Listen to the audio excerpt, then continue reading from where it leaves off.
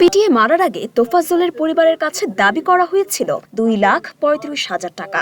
250টিরও বেশি design option নিয়ে Walton smart fridge, বোঝে আপনার প্রয়োজন।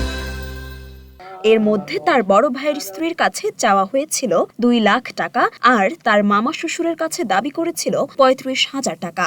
নিহত তোফাজ্জলের বড় ভাইয়ের স্ত্রী শরীফা আক্তার বিষয়টি নিশ্চিত করেছেন। আমার দেবর তোফাজ্জল ও ওর বাবা মা কেউ নেই। আমার শ্বশুরে মারা গেছে 2011 সালে, 14 সালে মারা গেছে শাশুড়ি। তারপর ও আমার স্বামী আমাদের সাথেই থাকতো, পড়াশোনা করছে। ও পিরিজপুর সরোয়ার্দী কলেজে ওরে অনার্স মাস্টার্স কমপ্লিট করেছে আমার স্বামী। ও একটু রাজনীতিতেও জড়িত ছিল, এটা ভালো আমার স্বামী বলতে পারবে। ওই ছাত্রলীগের সভাপতি ছিল, এটুই আমি জানি যে আমার দেবর একজন ছাত্রলীগের সভাপতি। তাও একটু রাজনীতি করে হঠাৎ করে 2020 সালে করোনার সময় ওর হঠাৎ করিয়া ও পাগলামি শুরু করে। ওর মাথা ঠিক নাই, কিছু নাই। মঠবাড়ি থেকে ওসি স্যারে ডাইকা আমার স্বামীর বলতেছে যে ওরে সামলাও। ও তারপর আমার স্বামী ওরে রিহাবে গেছে 3-4 মাস পর। 3-4 মাস ওখানে ছিল। তারপর আসার পর খুব ভালো ছিল, ভালো রয়েছে থাকে। আবার মাঝে মাঝে ওই পাগলামি করতো। আমাদের উপজেলা চেয়ারম্যান এনামুল ভাই, উনি ওনার কাছে ছিল, উনি চিকিৎসা করছে ভালো। আলোচিত তোফাজ্জল হত্যাকাণ্ডে নিহতের বড় ভাবি শরীফা আক্তার করেছেন ভিন্ন এক দাবি। তার দাবি, খুনের আগে তোফাজ্জলের পরিবারের কাছে চাওয়া হয়েছিল 2,35,000 টাকা। ঘটনার বর্ণনায় তিনি জানান, বুধবার আনুমানিক রাত 10টার পরে অপরিচিত নাম্বার থেকে তাকে ফোন করেন তোফাজ্জল।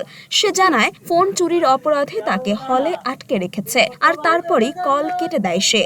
তারপর আবারও কল দিয়ে জানানো হয় মোবাইল চুরির দায়ে তাকে আটকে রাখা হয়েছে, 2 লাখ টাকা দিয়ে ছাড়াতে হবে।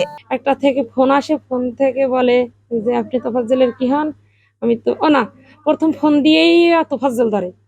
তোফাজ্জল ধরার পর বলে, ভাবি আমি তোফাজ্জল, আমারে জগন্নাথ বিশ্ববিদ্যালয় হলে আটকাই রাখছে মোবাইল চুরির দ্বারা, আমার কাছে টাকা আছে। এটুকুই। এরপর আর একটা অক্ষর কথা হয় নাই। পরে ও ফোনটা কাটিয়ে যায়, ওই নাম্বার থেকে আবার ফোন দেয়, আমার জিজ্ঞেস করে আপনি কি হন? আমি তোফাজ্জলের ভাবি। তা ওরে তো আমরা মোবাইল চুরির দ্বারা আটকে রাখছি, ওরে আপনারা ছাড়াইয়ে নেন। আমি বলছি যে আসলে আমি তো মহিলা মানুষ, 2টা বাচ্চা নিয়ে বাড়ি থাকি, মহিলা, স্বামী নাই।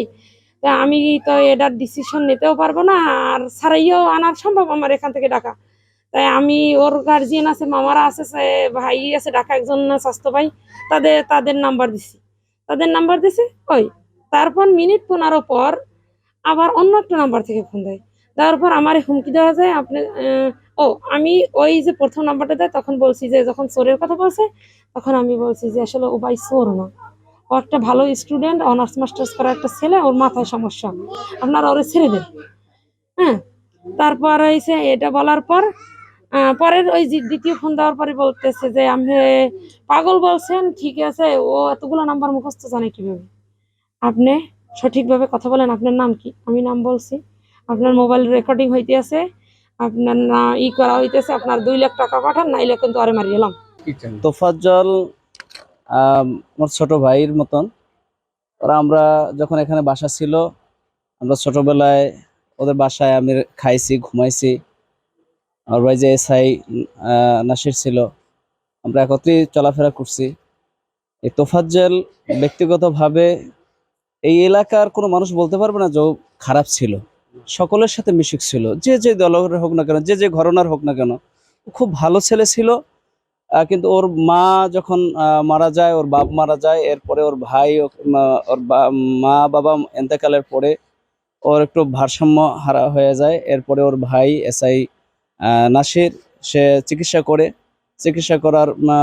এর মধ্যে তার শারীরিক সমস্যা, ক্যান্সার ধরা পড়ে। খোঁজ নিয়ে নিহত তোফাজ্জলের স্বজন সূত্রে জানা গেছে, নানান পারিবারিক টানাপোড়েনে 2020 সালের পর থেকেই তোফাজ্জল মানসিকভাবে অসুস্থ হতে শুরু করেন।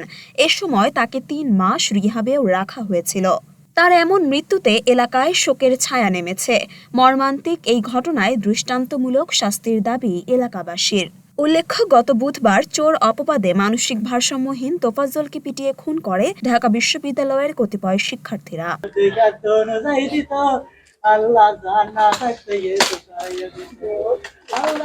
মরিয়ম মিম, ঢাকা পোস্ট।